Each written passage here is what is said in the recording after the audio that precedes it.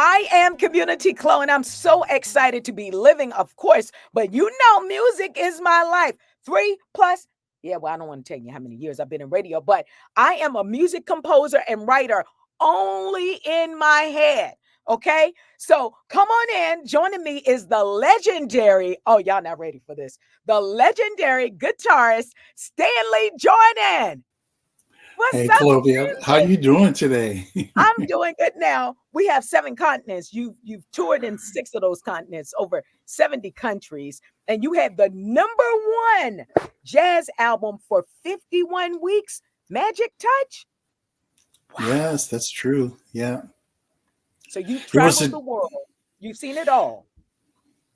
yeah, I can tell you which airports have good food and which ones have good shopping. And I can, I don't always have a lot of time to sightsee because I'm so Right. busy, with getting to the from the hotel stage and all that.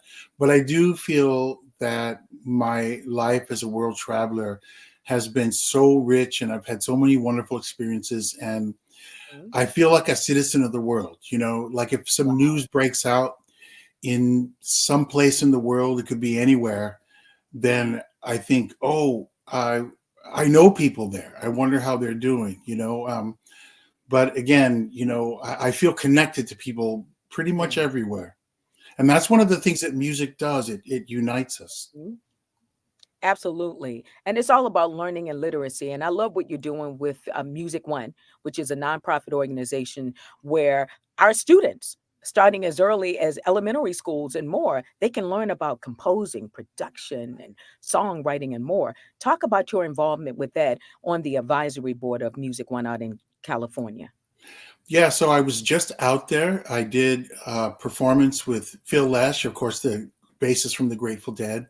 And Phil Wow. Lesh and Friends is just so wonderful. His legacy, their legacy of their music is really great. And Hmm. while I was there, I got a chance to visit some public schools. And this past Friday, I did 2 master classes at a public school in San Francisco.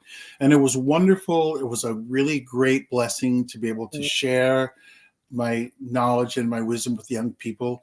And at the same time, it's also kind of sobering, to see the world that they're dealing with today. It's not easy. I mean, it's already difficult, as you know, going through, adolescence and puberty and the whole growing years and all that. It's just built in challenging. But today, it's much harder than ever because they are inheriting such an uncertain world. There's so much more violence. There's so much polarization and Yeah. conflict Yeah. and less hope, and I just feel like, I mean, who was it that gave them this world? It was us. It was the adults. And so I feel as an adult, I feel responsible. And I mean responsible, not like I'm personally feeling guilt or Yeah. shame or blame. Just responsible in the sense of able to respond. Like I see my life and I see that I can maybe make a contribution even to the lives of a few young people, and so I'm I'm all on board with that. Mhm. And I love what you're doing, starting with the elementary schools. Folks who are going to watch this is like, oh, we have a program in our middle schools and our high schools. So why did you choose? I know why, but share with our viewers, why did you choose elementary schools for this learning and literacy? So I really like to speak with young people from all ages. And Mhm. so as it worked out here in the Richmond Ashland area, they've arranged some elementary schools for me. And I love that because it is true that when we're younger, we're more impressionable and the experiences that we have are so formative.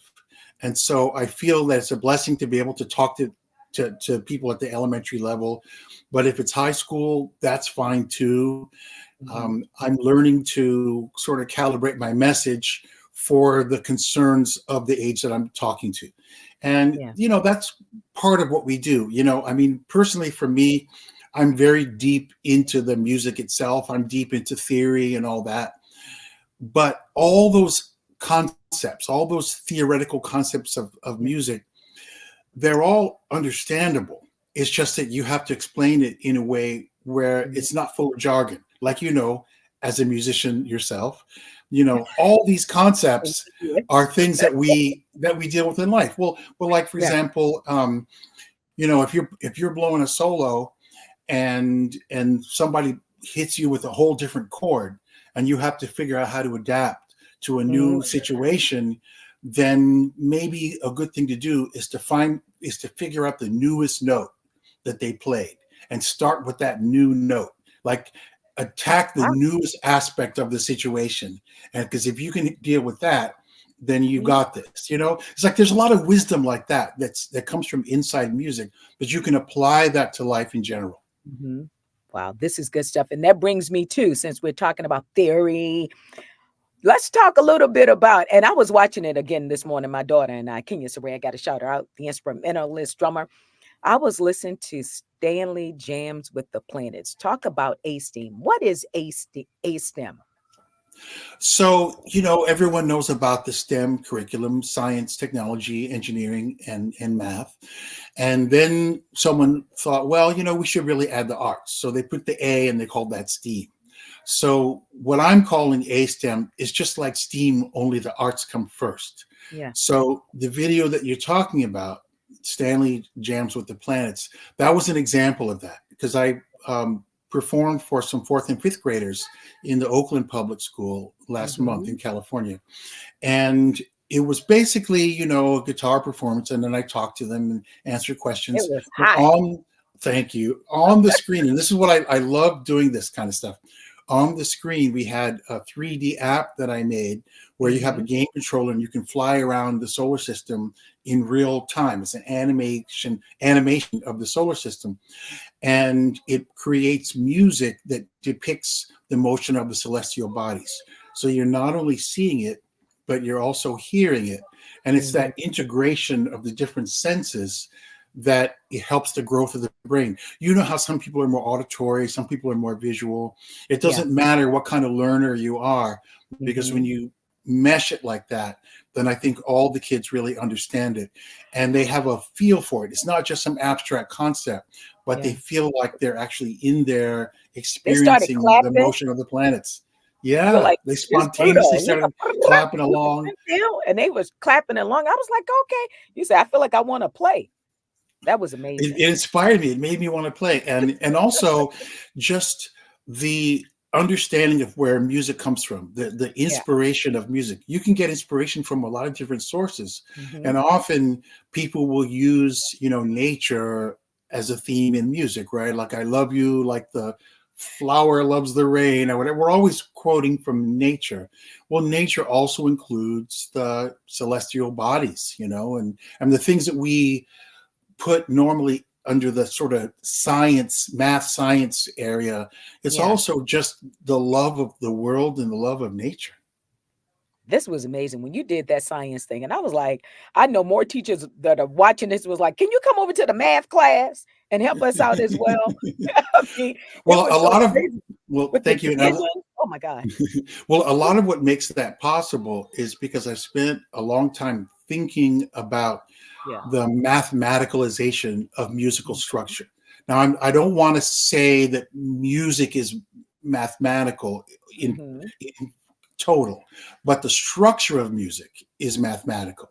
There's this whole inspirational, intuitive side of it that is Yeah. beyond form, but the structural, formal part of it is definitely mathematical. And so, because I've related that, then music can connect to so many other topics through the math. So that's how I connected with the science, with the Mhm. physics, and with other things as well.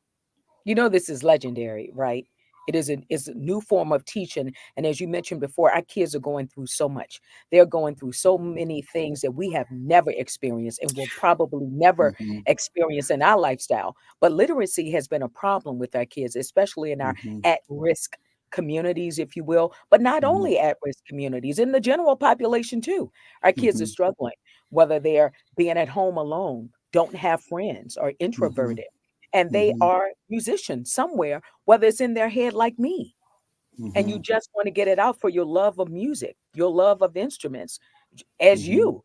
just watching you playing on Hmm. your guitar, your Vigier, and you're just playing it, then My you're playing. VJ.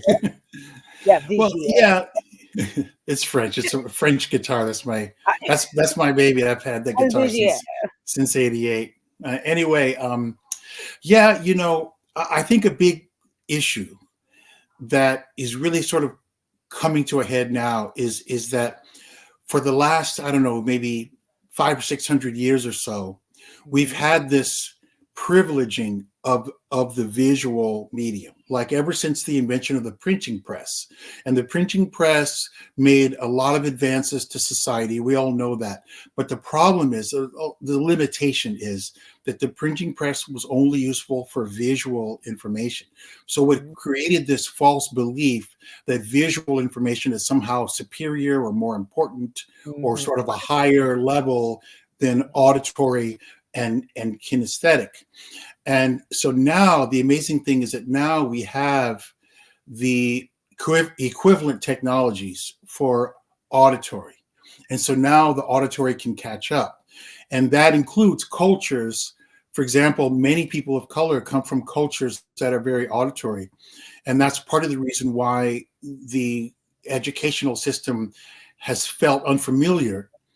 Mhm. So now we can go back and revisit this, and we can Yeah. take all this information, we can repackage it, because once you hear something, our ears, and there's a lot of research showing this, our ears are plugged in to our brain on a more comprehensive level than our Mm. eyes are. So if you take something in through your ears, it's plugged into your emotions, to your Yeah. intuition. And so it's more of a whole brain experience when you take something in as music. So when you combine the music with the visual, I'm hoping that this can solve some of the big problems that we have, because we have this world in which, just to give you one example, we have this trickle down economics, right? Which says that all you have to do is care about the bottom line and everything Mhm. will take care of itself. Yeah. That's another symptom of that visual thinking, that Mhm. disconnected, that detached thinking. But when you're opening up your ears and relating through music, it also engages your feelings more. And so when you're making decisions that affect other people, you might be a little bit more inclined to make a compassionate decision.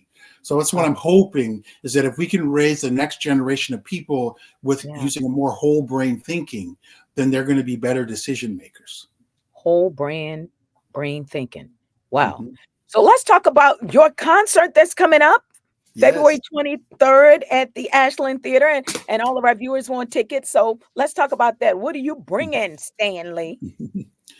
Man, this is going to be great. So I'm playing at the Ashland Theater, and I'm going to be doing my solo concert, which I think is probably the best way for people to hear me first. I've got other Yeah. projects, I've got different bands, but if you hear my solo concert first, I think it's a good understanding of Mhm. where I come from as an artist.